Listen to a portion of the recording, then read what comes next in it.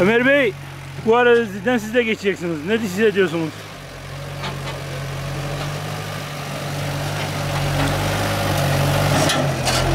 Ha?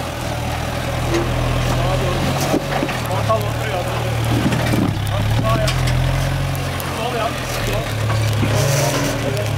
Bak sağ. Sol yap geri gel. Sol yap geri gel. Sağ yap şimdi Ömer. Tamam, devam et. Sola manevrayı. Senin o deadlock durduk ki. Sol yap. Sol yap. Sol yap. Geri gitme. Sol yap. Devam et. Hafif sağ ol. Benim dinlenek gel. Sağ hafif. Sağ. Kilit olduğu için kaydırmazsa iyi. Hadi tut bakalım. Sol.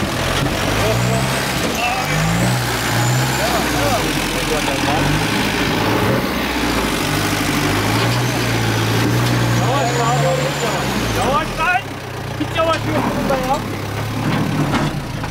Devam.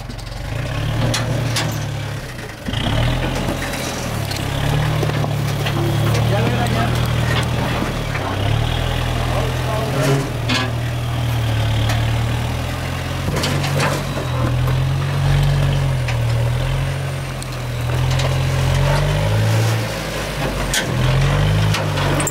Düşürme, ortala önce orayı.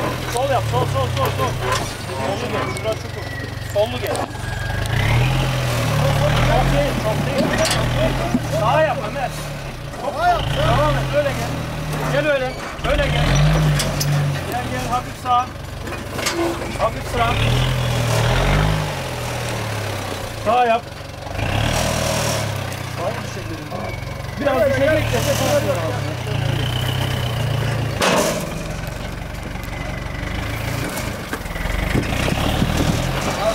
Hafif geri gel. Tamam, çok değil, yeter.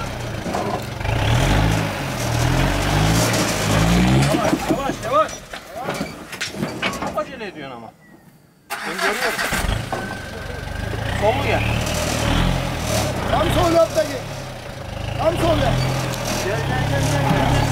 Bak şimdi. Gel. Tamam, sağ yap şimdi. Bir anda yüklenme. Karıncayla kaldı. Bırak kendi gitsin ya. Karıncaya bırak kendi gitsin. Biz karıncayla girdi çıktı. Devam. Çıktı.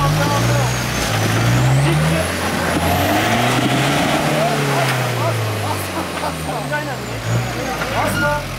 Taş atar. Sen biraz kenara gel hele.